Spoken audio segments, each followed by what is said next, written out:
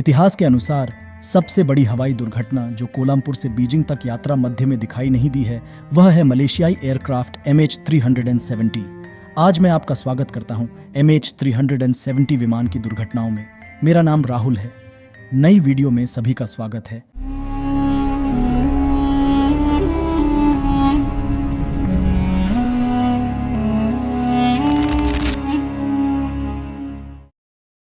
मलेशियाई उड़ान MH370 विमान 8 मार्च 2014 को सुबह 12 बजे कुआलालंपुर, मलेशिया से बीजिंग के लिए प्रस्थान करने की तैयारी कर रही है। जहाज पर चालक दल समेत 239 लोग सवार थे। इनमें से 5 भारतीय हैं।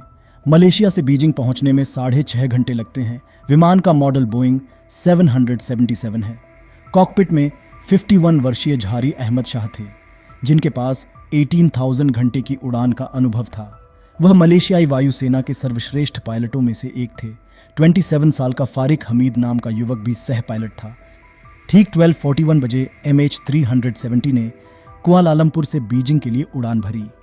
यात्रियों के स्वागत के लिए उनके प्रियजन बीजिंग हवाई अड्डे पहुंचने की तैयारी करने लगे। विमान बहुत अच्छे से उड़ान भर रहा है।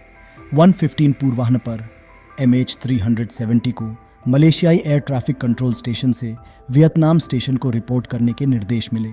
जवाब में कैप्टन जहरी अहमद शाह ने शुभ रात्रि की कामना की। MH370 अब जमीन से 35,000 फीट ऊपर है। यह अचानक हुआ। विशाल यात्री उड़ान MH370 रडार से अदृश्य हो गया है। विमान के लापता होने का एहसास होने के बाद मलेशियाई वायुसेना ने जांच शुरू कर दी है। पहले तो लगा कि विमान में किसी तकनीकी खराबी के कारण ऐसा हुआ होगा। थाईलैंड, हांगकांग और वियतनाम MH370 के रूप में संपर्क करने की कोशिश करते रहे। घंटे बीत गए। विमान में 7 घंटे तक उड़ान भरने के लिए पर्याप्त ईंधन था। यात्रियों के परिजनों ने फोन किया तो सभी के फोन पर घंटी बज रही है, लेकिन एक भी कॉल का जवाब नहीं दिया जा रहा है। यह इतनी ऊंचाई पर उड़ रहा था कि किसी भी मोबाइल को ट्रैक नहीं किया जा सका। जब विमान से जुड़ने का प्रयास किया गया तो वह ऐसा करने में बिल्कुल भी असमर्थ हो गया। किसी को नहीं पता था कि विमान के साथ क्या हुआ। विमान के लापता होने के वक्त खबर आई थी कि दक्षिण चीन सागर में एक विस्फोट देखा गया है। इसके साथ ही विमान के समुद्र में दुर्घटनाग्रस्त होने की खबर जंगल में आग की तरह फैल गई। इस सूचना की हर जगह खूब चर्चा हुई। बाद में यह जानकारी निराधार पाई गई। विमान गुम होने के 2 दिन बाद एक बेहद अहम जानकारी मिली। यह सभी के लिए आश्चर्य की बात थी। रडार से गायब होने के बाद मलेशिया के सैन्य रडार ने पाया कि MH370 उस विपरीत दिशा में मुड़ गया जिस दिशा में उसे यात्रा करनी चाहिए थी। यानी रडार से गायब होने के बाद MH370 ने 1 घंटे का सफर तय किया है। मलेशियाई सेना यह पुष्टि करने में असमर्थ है कि सेना के रडार पर देखा गया विमान MH370 है या नहीं, लेकिन विमान की सारी खूबियां MH370 वाली थीं। इसलिए सेना का दावा है कि यह मलेशियाई विमान है जो लापता है। मलेशिया के नागरिक राडार से गायब हुआ विमान बाद में सेना के राडार पर आ गया और उसकी सीमा से बाहर चला गया। उड़ान का मार्ग परिवर्तित क्यों किया जाना चाहिए? यदि विमान राडार की सीमा से बाहर चला गया है और फिर से उड़ान भर रहा है तो किसी ने जानबूझकर हस्तक्षेप किया होगा। यहीं से विश्व इतिहास का सबसे बड़ा विमानन रहस्य शुरू हुआ। 40 जहाज़ों और 34 विमानों ने MH370 की खोज शुरू कर दी है। अंडमान सागर और दक्षिण चीन सागर में जांच शुरू हो गई है। इसके लापता होने के 1 सप्ताह बाद मलेशिया एयरलाइंस की उड़ान के साथ उपग्रह संचार ने पुष्टि की कि MH370 ने पश्चिमी मलेशिया में यू टर्न ले लिया है। इसलिए मलेशिया ने घोषणा की कि उसने दक्षिण चीन सागर में अपनी खोज समाप्त कर दी है। विमान उपग्रह संचार को संभालने वाली ब्रिटिश कंपनी द्वारा प्राप्त जानकारी के अनुसार MH370 के साथ क्या हुआ, इसके 2 निष्कर्ष थे। मलेशिया के रडार से गायब होने के बाद भी विमान आगे बढ़ गया होगा, लेकिन इसका कोई 100% विश्वसनीय प्रमाण नहीं है। यदि विमान ने उत्तर या दक्षिण की यात्रा की है तो 2 संभावनाएं हैं। यदि विमान दक्षिण की ओर उड़ा तो वह हिंद महासागर के दक्षिणी आंतरिक भाग में कहीं चला गया होगा। यदि यह उत्तर की ओर जाता तो MH370 मध्य एशिया की ओर जाता।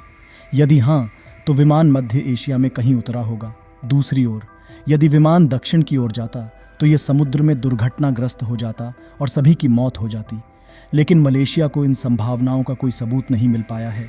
लापता होने के 16 दिन बाद मलेशियाई प्रधानमंत्री का आधिकारिक स्पष्टीकरण आया। स्पष्टीकरण यह था कि विमान ने इंडोनेशिया से दक्षिणी गलियारे के माध्यम से हिंद महासागर के दक्षिणी हिस्से तक लंबी दूरी तय की और विमान हिंद महासागर में दुर्घटनाग्रस्त हो गया, जहां लैंडिंग की कोई संभावना नहीं थी। लेकिन उन्होंने यह भी कहा कि विमान इस आपदा में शामिल नहीं होगा, वहां कुछ रहस्यमयी घटना घटी है। इससे शक जहरी अहमद शाह की ओर घूम गया। दुनिया भर में खबर फैल गई कि सहरी ने विमान का अपहरण कर लिया है, लेकिन इसका कोई ठोस सबूत नहीं था। यह आकलन कुछ गणनाओं पर आधारित था। मलेशिया के आधिकारिक स्पष्टीकरण के बाद कई सिद्धांत सामने आए। पहला यह कि पायलट ने साथी यात्रियों की सामूहिक हत्या करके आत्महत्या कर ली।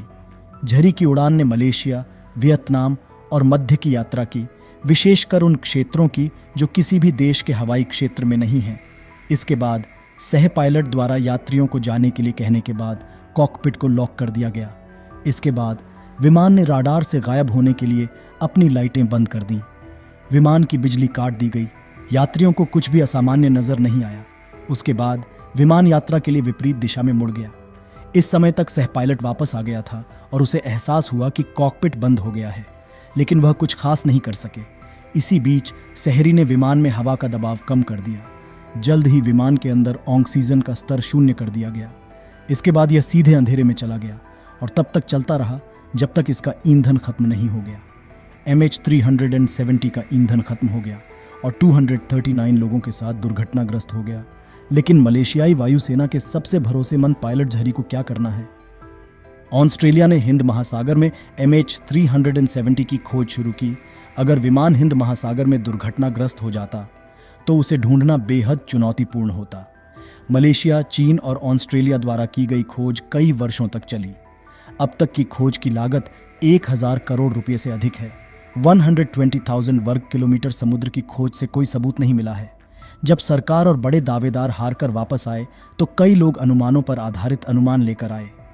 मैकमहन, एक ऑस्ट्रेलियाई अन्वेषक जो एक मैकेनिकल इंजीनियर भी है, ने घटनास्थल पर आकर कहा कि MH370 का मलबा मिल गया है और वहां कई गोलियों के निशान हैं। मैकमोहन एक चौथाई सदी से विमानन आपदाओं पर शोध कर रहे हैं। 4 साल में दुनिया के विभिन्न हिस्सों में विमान के मलबे के 27 टुकड़े पाए गए हैं। इनमें से केवल एक के दुर्घटनाग्रस्त विमान से होने की पुष्टि की गई थी।